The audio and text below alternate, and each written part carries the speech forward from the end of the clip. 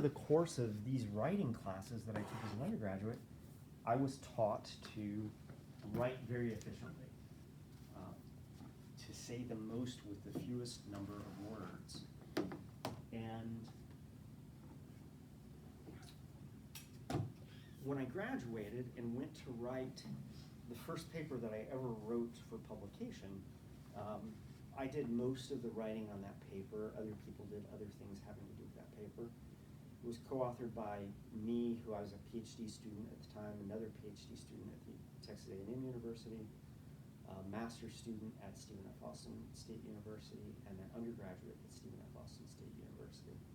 And we submitted it, and it's the first review that I've ever heard of where the editors actually asked for the introduction to be longer. What you typically get back when you submit something for publication is the editors and the reviewers will say, you know, the introduction needs to be reduced by 25% or whatever. People tend to overwrite things. In this case, they actually wanted us to go into more detail about the things that we were talking about in the introduction, not because we had left anything out, but we had been very, very concise about the way in which we went about talking about those things, and they wanted us to elaborate on those points more than we had in the original version. And part of this is simply because I've been trained to write very concisely. So what I might consider to be a normal length paper for you might be twice the length of the paper that I would consider to be a normal length paper for me, simply because the way I was trained to write is different than from the way that you're trained to write. So I'm not a big fan of page length requirements unless those page length requirements are upper limits that are designed to get you to think concisely and write concisely about things. I ask you when you write your literature summaries to write them with an upper limit of 2 pages. I do that for a specific reason because I want you to be paying attention to what are the truly important aspects of that paper, and I want you to be writing about those truly important aspects of that paper in the most concise language that you can use. I don't say at least 2 pages, and then I get 7 pages. I say no more than 2 pages because I want you to cram it in. Last paper you read, you guys were like, well, this paper is so much longer than the other papers that we read. True, but still, what was crucially important about that particular paper, that's what needs to get into this, because you only have a page and a half to summarize. How many pages was it again? I think like 16. It was 16 pages. You have a page and a half to summarize that 16-page paper because you still have to have a half page of critical thought. That is a distillation process that we want you to go through so that you can concentrate on the important details and get rid of the extraneous details and write us a very clear, concise, clean presentation of what that paper is about. When you get an NSF proposal, one of the things that the National Science Foundation likes you to do is to develop what we call an elevator talk. And an elevator talk is simply a distillation of what your NSF grant is about that you could deliver to somebody in an elevator ride. So there's value in being concise. I prefer shorter papers to longer papers, but this is a different type of writing task, and it is a writing task designed to review an entire body of information. That's a different writing task than a literature summary where you're trying to summarize a single paper. So in answer to your question, just talked a lot about being concise with a really long answer to a question. I don't have a page target that I'm thinking for each of you. I'm going to read your paper and say, well, Mason left out wind disturbances, which are super common in natural environments. That is not a comprehensive review of disturbance. Mason left out anthropogenic disturbances, but he has all these natural disturbances. a lot of what Mason probably ran across is actually anthropogenic disturbances, because that's what humans tend to pay attention to. But hopefully, during the process of doing this, he's noticed that there's a lot more written about that, a lot less written about natural disturbances, and so he has said, okay, well, that's one of the gaps. I need to maybe seek out examples of natural disturbances so that I know what has been done on that front. If those natural disturbances were left out altogether, that first section that is worth 50 points, which is on the comprehensive nature of the review, that grade would go down because you missed a major section of what you were supposed to be doing.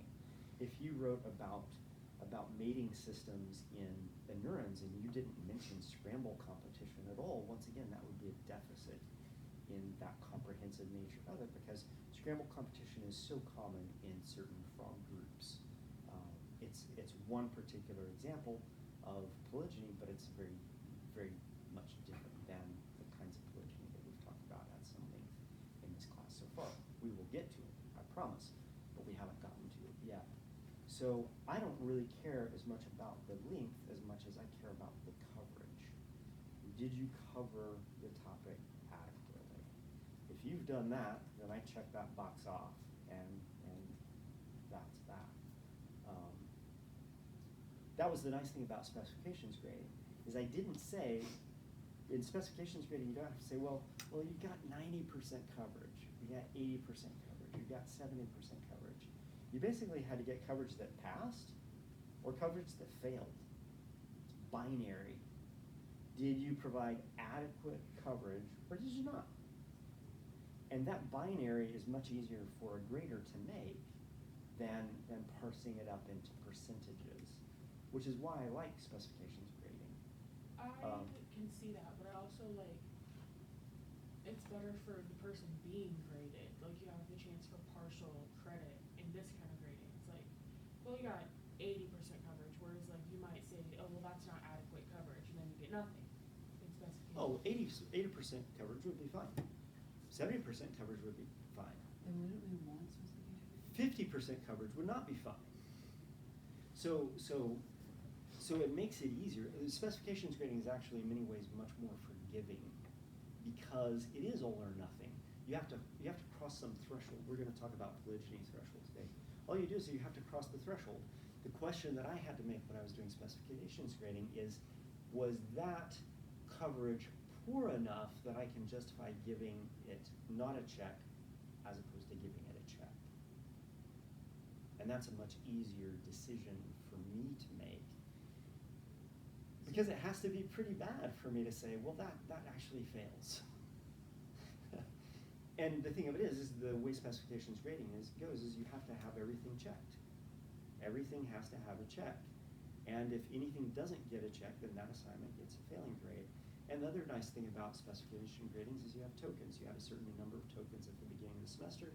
And if you got a failing grade on something, on an assignment that you needed to get the grade that you were shooting for, cash in that token, found that your coverage of the topic wasn't comprehensive enough, you go back and you beef that up, you turn it back in, now it crosses the threshold and you're good to go.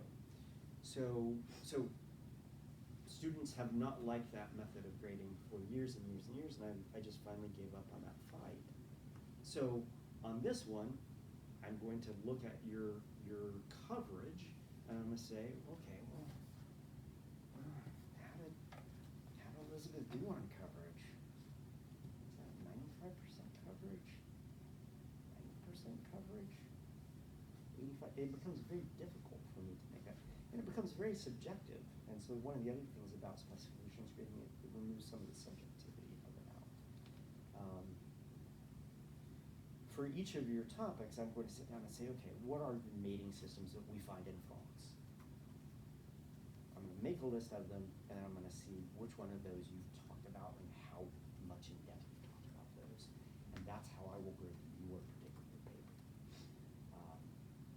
And I'll do that. I'll have to do that for each of you to arrive at some sort of objective determination about how many of those 50 points that are in comprehensive coverage you actually heard.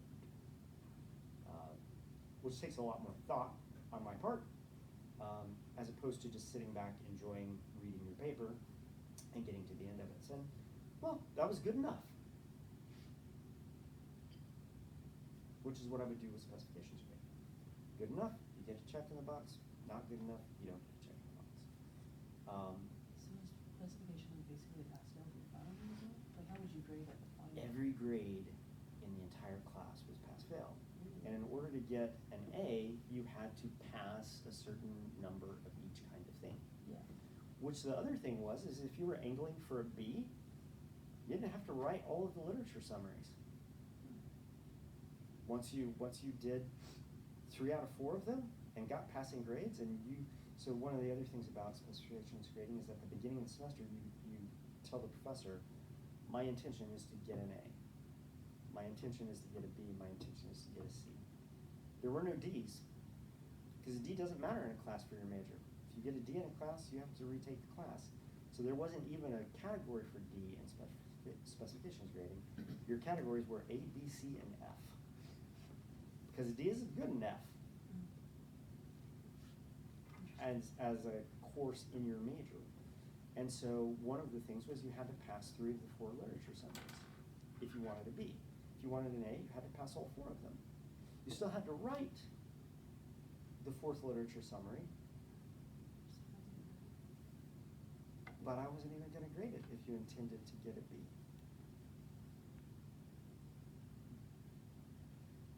And once again, on those, pass-fail. Did you do a good enough job of summarizing it, such that if I was grading it on a percentage scale, it would have scored below 60%.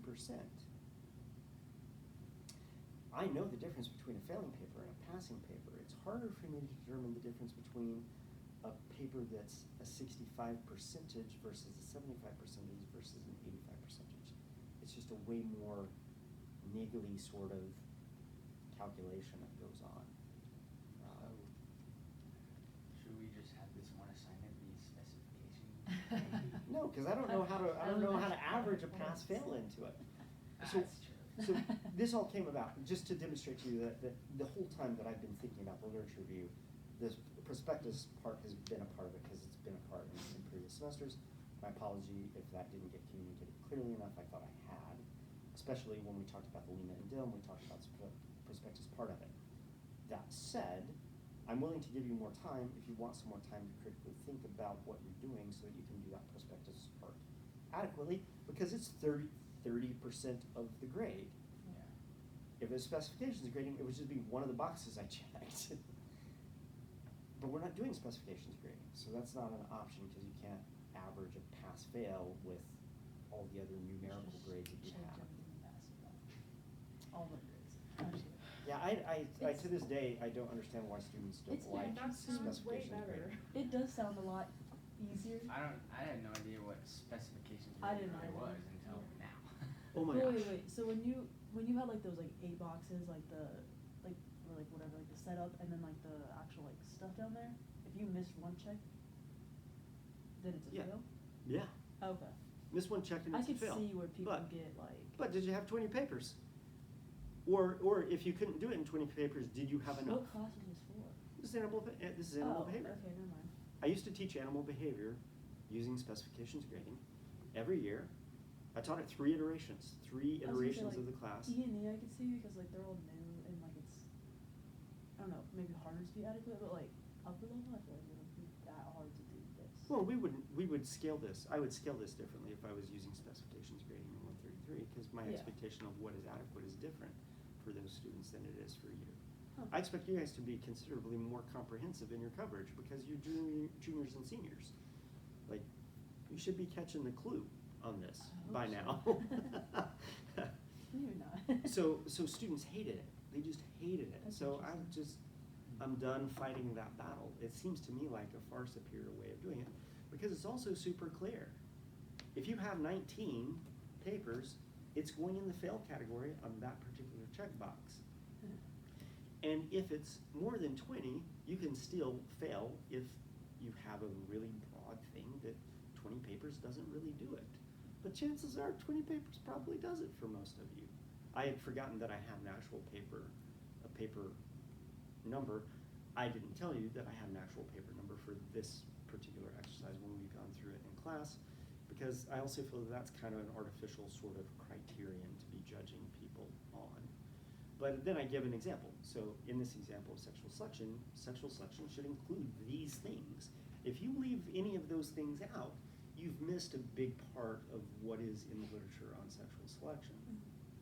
So, so the way that it would be graded is basically tick, tick, tick, tick, tick, tick, tick. If you check all the boxes, it's pass.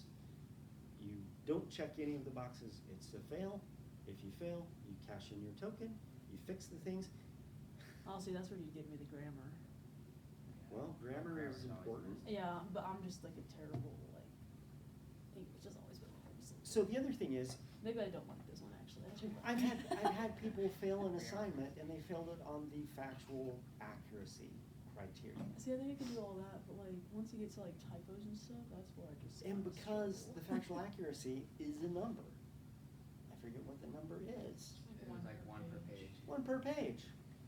The But that's hard to person do in went this and case. fixed one factual inaccuracy, turned the paper back in, and there was now less than one per page.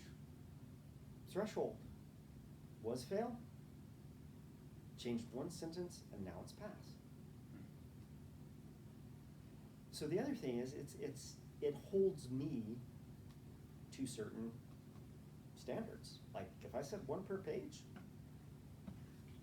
and as much as it galls me for all of the other factual inaccuracies in the paper, it galls me to have the person change one factual inaccuracy, and I have to convert it from a fail to a pass.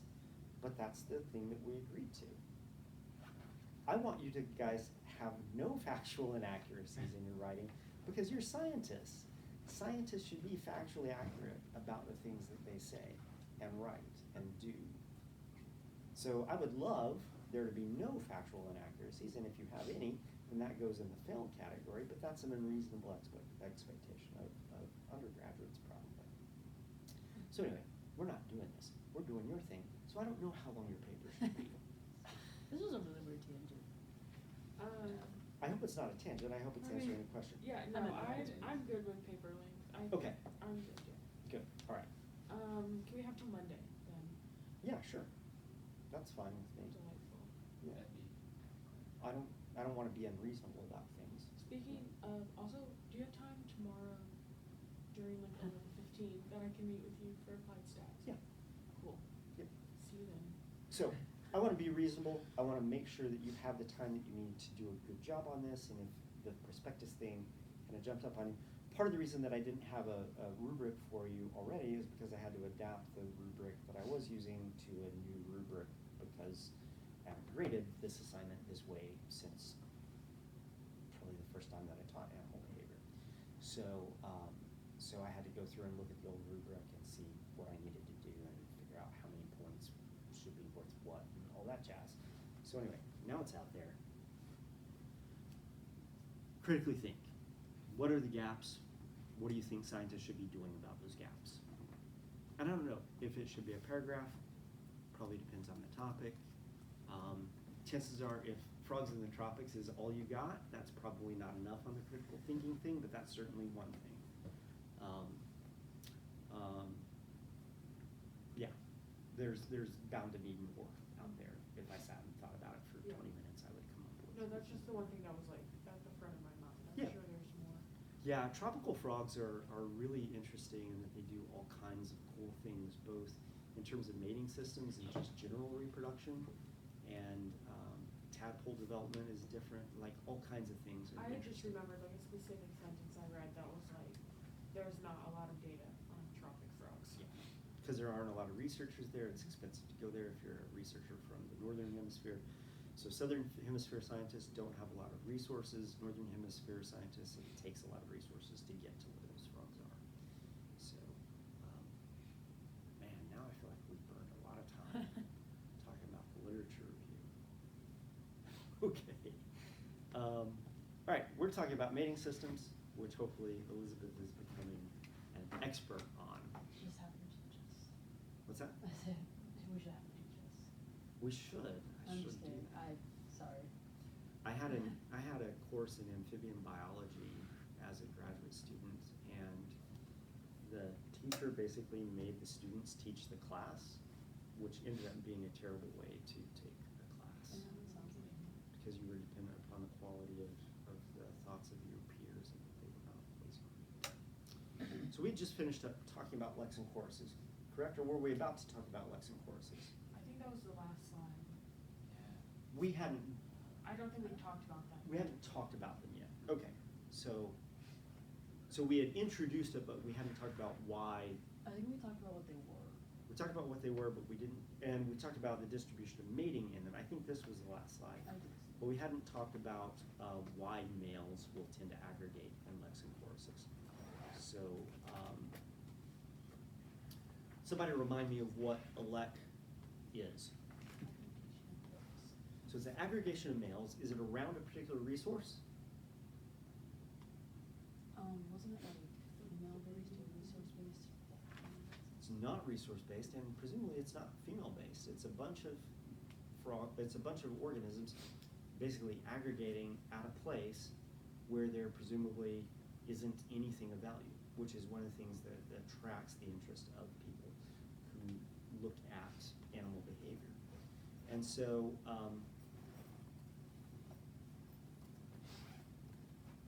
there are no resources defended.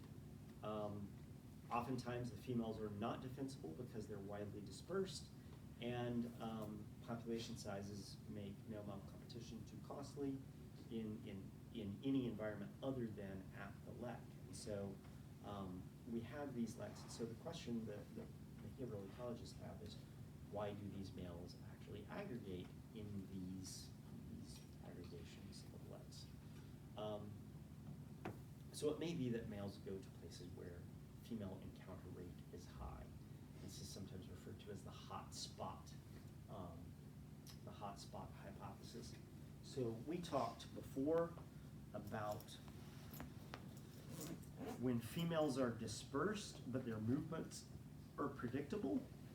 Do you guys recall this discussion from earlier in this chapter?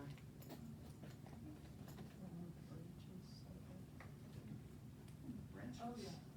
Like, the males will like put themselves where the females go. Yeah, so. And then there's male competition for those sites usually. Yes.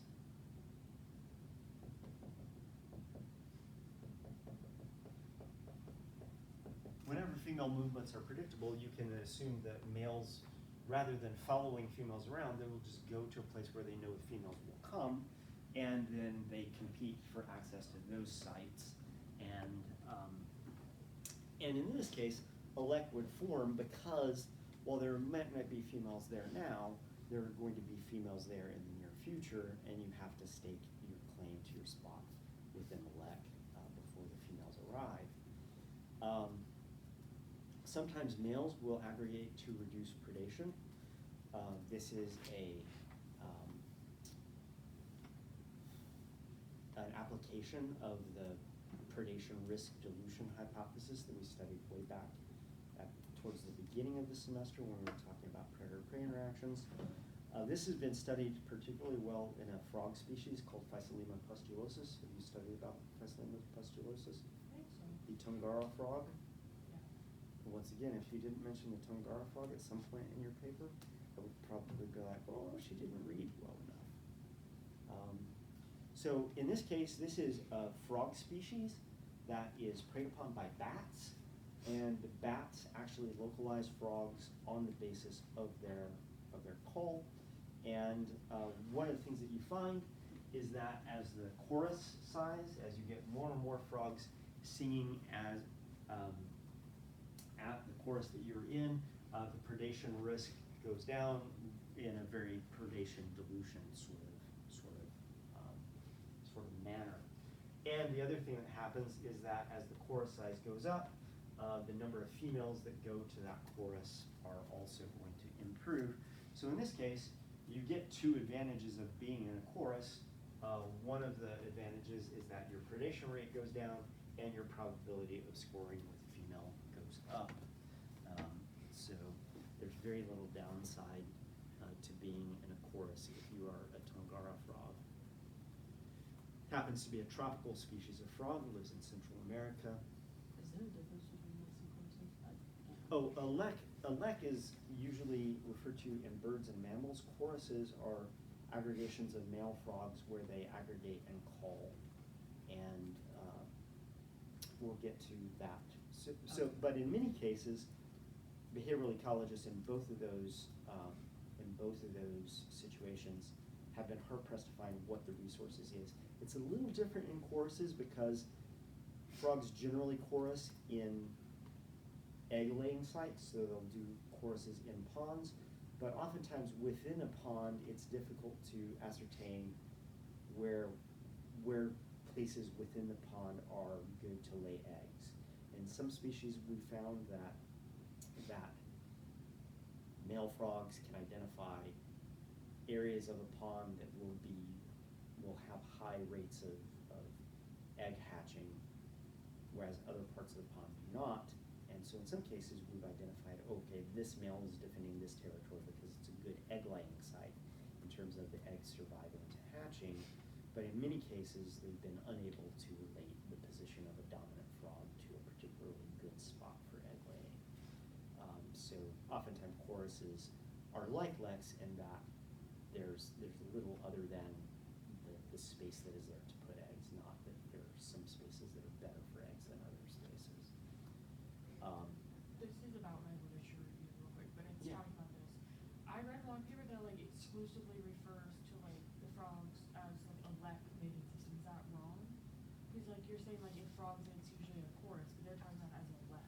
Yeah, so choruses act as leks, Okay. especially if you can't identify. So go back to the definition of a lek. So one of the key things about the lek is that there's no resource being defended. So for example, in bullfrogs, we've found that bullfrogs vary in size. Bigger frogs have deeper voices, and female bullfrogs find deeper voices sexier. And so when a female is coming to a chorus of bullfrogs, she will listen to all of the bullfrogs calling, she will hear the deeper voices, and she will gravitate towards those deeper voices. Now, as it turns out, in bullfrogs, those larger males are defending territories, calling sites, and they actively try and get rid of other frogs from being sneaker males coming in and sneaking copulations. And what we've found with those large bullfrogs is those large bullfrogs tend to have better hatching success of eggs than smaller bullfrogs do.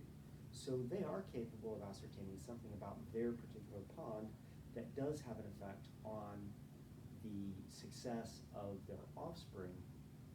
In which case, that's not really a lek, because in that case, that frog is actually defending a territory that it has determined is of a high quality for the task at hand, which is hatching out frog eggs. So in a sensu stricto sort of way, in a very strict sense of what a lek is, that wouldn't be considered a lek, because we can identify what the resource is that is being defended. Now, we can't do that for practically all frog species. And so that's where it becomes, that's why choruses are lumped into leks, is because we oftentimes can't identify what that is. It's not to say that there isn't something there that we don't know about. In the same way with prairie chickens, we don't know that there isn't something there that females and males are both queuing into. It's just something that has escaped our ability to identify. So, yeah, totally appropriate to call choruses leks, but just recognize that not all choruses are leks. It'll depend on, to a large degree, on how much knowledge we have about what's going on in that grouping, in that aggregation. Yeah, that's a good point. It's a subtle point. So an interesting thing about these frogs is that these frogs have actually adapted to bat predation. They have an addition to their vocalization. It's a thing called a chuck, is what the researchers refer to it. It's an additional vocalization I believe it occurs at the beginning of the call, and it actually makes it more difficult for bats to locate them in a chorus, and so it lowers predation rate even further. And there is some evidence that females will actually prefer to mate with males that do this chuck call rather than females that don't do this chuck call. Sorry, females will aggregate towards males that do the chuck rather than males that don't do the chuck. I think I said females in there somewhere. So when we think about choruses, sometimes the only thing that the chorus gains you is what's called stimulus pooling. Stimulus pooling is when, if you're one frog in a pond calling out for females, it's going to be more difficult for a female to hear you than if there are 1,000 frogs calling in the pond. And so one of the reasons that males may aggregate is because the stimulus that is needed to get the message out to females that there is an aggregation of males there may require a large aggregation of males. And so I mentioned last week, before we left, that if you're walking into white science, you can hear frog calls bouncing off of the wall of white science. It makes it sound like there are frogs in white science calling. But that's actually frog song that is being bounced off of the wall, coming from a group of frogs that are probably about 1/4 of a mile away down the hill in a pond. And so the more frogs you have, the more stimulus you're providing for females to encourage them to come to your pond. If you've ever been out collecting frogs in a large chorus of frogs, which I have, especially back in grad school, there was this marsh that we would go to every spring that was just full of tons of different species of frogs. We had cricket frogs, we had spring peepers, we had bullfrogs, we had green frogs, all these frog species calling simultaneously in this pond. And after 2 or 3 or 4 hours of collecting animals in this pond, you would literally have a headache from the decibels of sound that you were being subjected to as a result of this aggregation of male frogs calling. So let's see how our power is here. I have lost 25 pounds with She's you. lost 25 pounds. I'm Anastasia, and I've lost. It's an aggregation of spadefoot toads.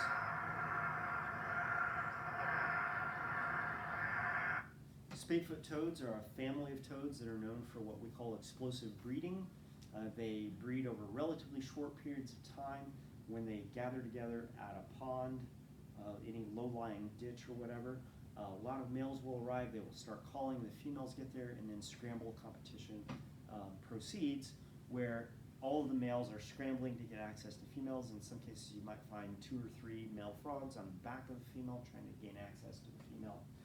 There is competition for females, but once again, there are so many females and so many males that it's difficult for one male to either control the territory or to control access to females because there's just too much happening, too many female frogs, in this case spadefoot toads, and too little time to really set up territories. These are ponds that are ephemeral, meaning that they fill up very quickly and they also dry out very quickly, and so there's a race, in a sense, to breed, produce eggs, get those eggs fertilized, and have those eggs develop, go through the tadpole stage, and those froglets emerge before the pond dries up. And so this is characteristic of explosive breeding. You're hearing a lot of this one frog. You can hear that frog very easily, but this one frog is calling out in this chorus that is full of sounds literally like hundreds of other frogs.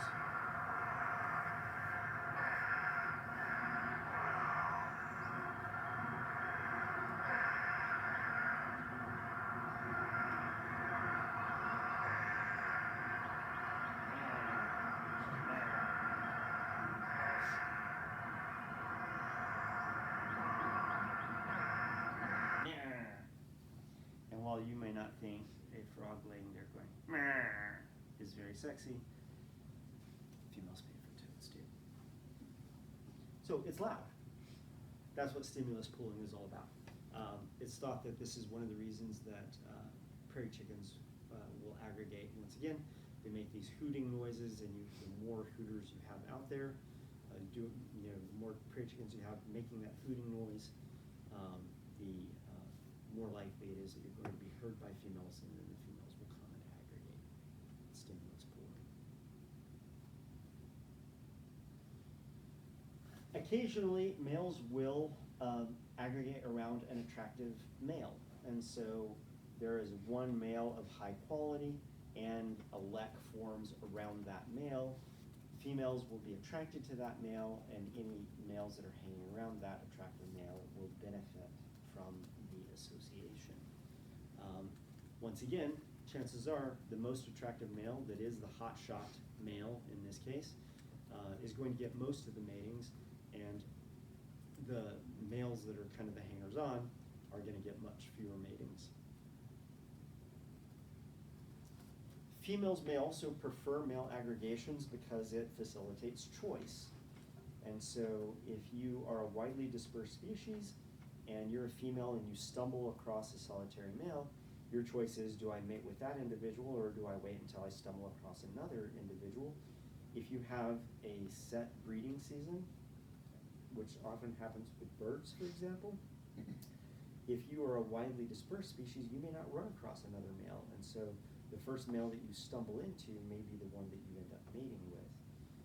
If, however, males are aggregating, it gives the female a chance to assess a bunch of males all in one spot and choose whichever male they want to mate with, and that may be enough selection pressure on males to aggregate.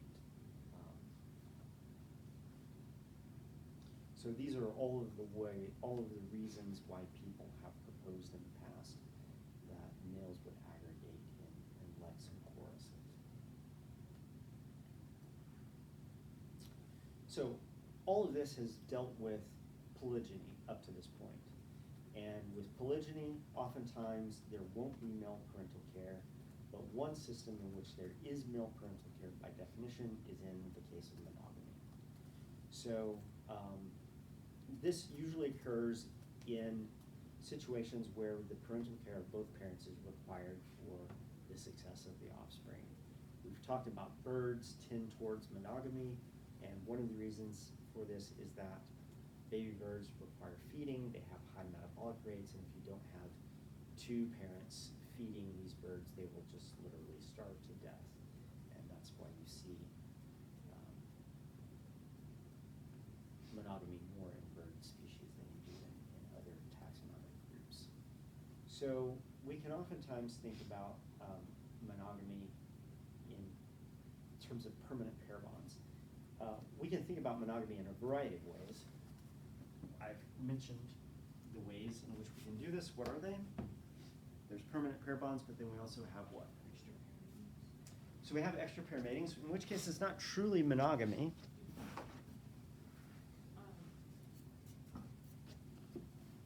What do humans engage in frequently? Serial monogamy. So we have serial monogamy. Somebody define that for me.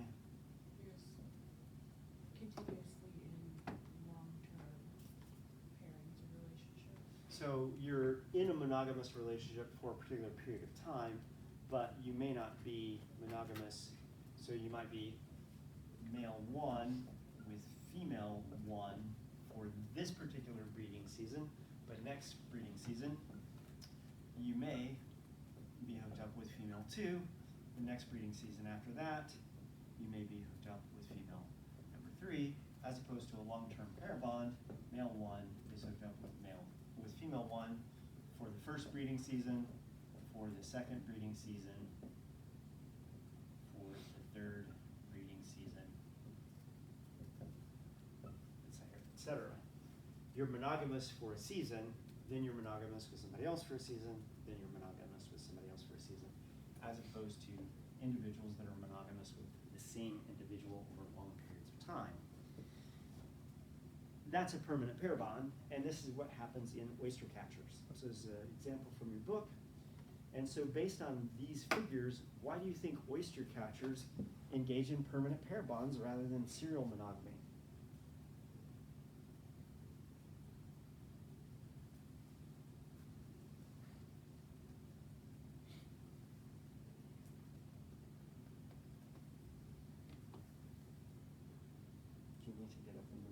No. Screen.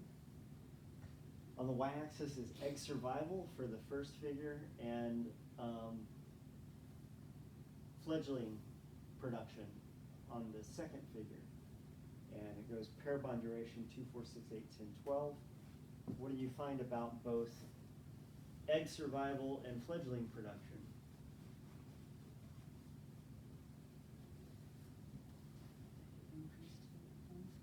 Yeah. Individuals that have been paired for short periods of time generally have low egg survival and produce fewer numbers of fledglings.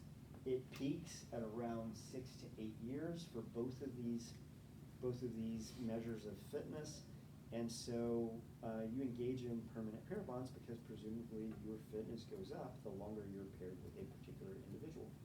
These are individuals that have breeding seasons that come around annually, and so you'll see oyster catchers returning to the same site to breed, and when they return to the same site to breed, they will actually seek out and find the same partner that they bred with in previous year, because over time you tend to be more successful at fledging offspring and more successful in protecting eggs if you're paired with somebody that you've been paired with in the past. So you'll tend to get permanent pair bonds where it matters to your fitness being in that permanent pair bond. Why is it like decreasing? Probably it decreases somewhat because chances are they're getting older, and so they're just generally less vital, less able to care for offspring, et cetera, and so that might have something to do with it. You're now an old oyster catcher. Trust me, you do lose some vital force as you get older. But even in this system, there is divorce. So about 8% of oyster catchers will either leave their pair, their partner, or be booted out of their partner by an encroaching female. And generally this happens because a female that is in a pair bond will move to a territory and form a pair bond with another male that has a better territory. So in this case, this female is moving to a territory with a male that is maintaining a better quality territory, and this improves the reproductive success of this female. So this female is initiating the divorce. That negatively affects the male. That's why he has a frowny face. And it benefits the female because she's getting a better territory and gets improved reproductive success. Now, if that other territory happens to be already occupied by a female, that female gets the boot. And so when that female gets displaced, she oftentimes suffers reduced reproductive success because she either has to go and pair with a male with a lower quality territory, or she might have to raise those offspring without the benefit of male parental care, in which case she's going to have much reduced offspring survival, and the female gets the benefit of this male's parental care. And so in both of these cases, the initiator of divorce tends to benefit from the divorce. In this case, happy female is getting better quality territory, and in this case, the female is getting whatever territory and parental care the male has to offer, and the female that is not initiating the change from monogamy to raising offspring alone, once again suffers lower reproductive success. And so it's better to be the initiator than to be the victim. I'm not going to draw any parallels to humans because that would be inappropriate. So sometimes individuals engage in monogamy simply because they don't have any choice. And this is what your book refers to as constrained monogamy. This is a situation that is oftentimes driven by the fact that you don't have many opportunities for polygyny. So in this case, we're talking about males not having opportunity for polygyny. It could be that you live in an environment where the sex ratio is skewed to the point that male-male competition for mates is very strong. As a result, you, the male who already has a female, it may be difficult to find a second female to mate with. And so you would prefer to be polygynous because that benefits you as a male, but you can't simply because there aren't enough females to go around. And then the other thing that happens is, from the female perspective, if females suffer enough from polygyny, they will be hostile to other females coming into their male territory. So if you have male 1 with female 1, and they're happily monogamous, the male has a territory, and now female 2 comes in here, mates with male 1, and now male 1 is providing parental care to both female 1's babies and female 2's babies. That reduces the amount of parental care that is going to be given to female 1's babies, and so female 1 may actually actively discourage female 2 sticking around. And so you would have monogamy in this case being enforced by females actively repelling other females because of the costs of polygyny in terms of reduced offspring survival, increased rates of predation, whatever it happens to be. So monogamy can be enforced by happenstance in the case of high male to female sex ratios, or can be enforced by females if the cost of polygyny is high. So when we think about assessing polygyny, we can basically look at who fathered who within a group of organisms. We've talked about this before through paternity testing. This is a figure from your book looking at paternity in mongoose, if I'm recalling correctly. So you have a mother, you have a bunch of offspring, and you have samples from 2 males. I think the example in your textbook is actually a microsatellite example. Do you guys remember what microsatellites are from genetics?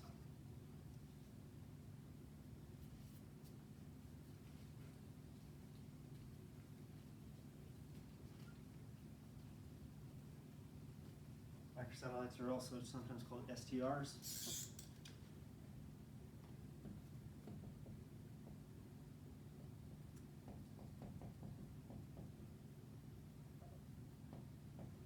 I can't spell microsatellite. Oh, I have it on the screen, don't We I? did it. I said we did it. Anybody remember what STR stands for?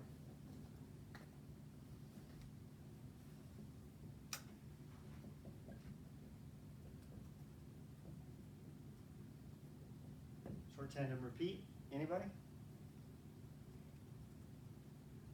Bueller? Short tandem repeat. It's generally a non-coding region of the genome, and it'll be like AT, AT, AT, AT. And the number of repeats is the genetic marker. The more of these you have, the bigger the molecule is. Sometimes it'll be AT, AG, AT, AG, AT, AG. It's just little short snippets of DNA of nucleotides that tend to get repeated. And so this would be a 2-base repeat. This would be a 4-base repeat. And so if you were running this out on a gel, individuals will have different genotypes essentially. And so on one chromosome that an individual gets from their father, for example, they may have 3 of those repeats. On the other chromosome, they may only have 2 repeats, in which case this individual would be, so this is chromosome 1, chromosome 2, this individual would be a heterozygote for this particular marker, this particular microsatellite, whereas an individual that has 3 of these repeats would be a homozygous individual for this, because they inherited the same microsatellite. So here we have, in this particular example, this male, is it homozygous or heterozygous for this microsatellite, whatever one it happens to be? It's homozygous because it only has 1 band. What about this male here? It's a heterozygous male, okay? And one of these is larger than the other because it's traveled, this one has traveled further down the gel than this one has. Probably only a difference of 1 repeat. So you have to do these things on gels that are really dense, that really prohibit the movement of DNA because you're separating really small differences between the different fragments. The molecular weight of this fragment is not that different from the molecular weight of this fragment. So microsatellites are pretty commonly used in ecological studies, mainly because they're relatively cheap and easy to amplify. You can amplify microsatellites using PCR. We've done it here at William Jewell College, looking at frog population genetics in the past. The tricky thing is identifying microsatellites in a species where they are unknown. Can be time-consuming and costly, but once you know of microsatellites within a species, they're pretty easy to gain access to. So we'll continue with this on Friday, which is tomorrow. Yeah. Tomorrow is Thursday, but it's really Friday.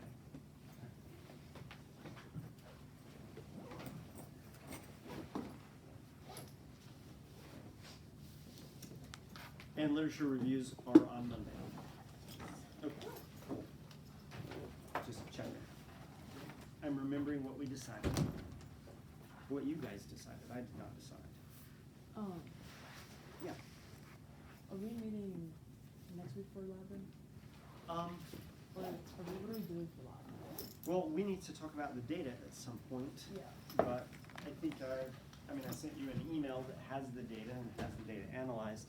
So at some point, I guess I would probably want to talk to you next week about the paper that comes out of that.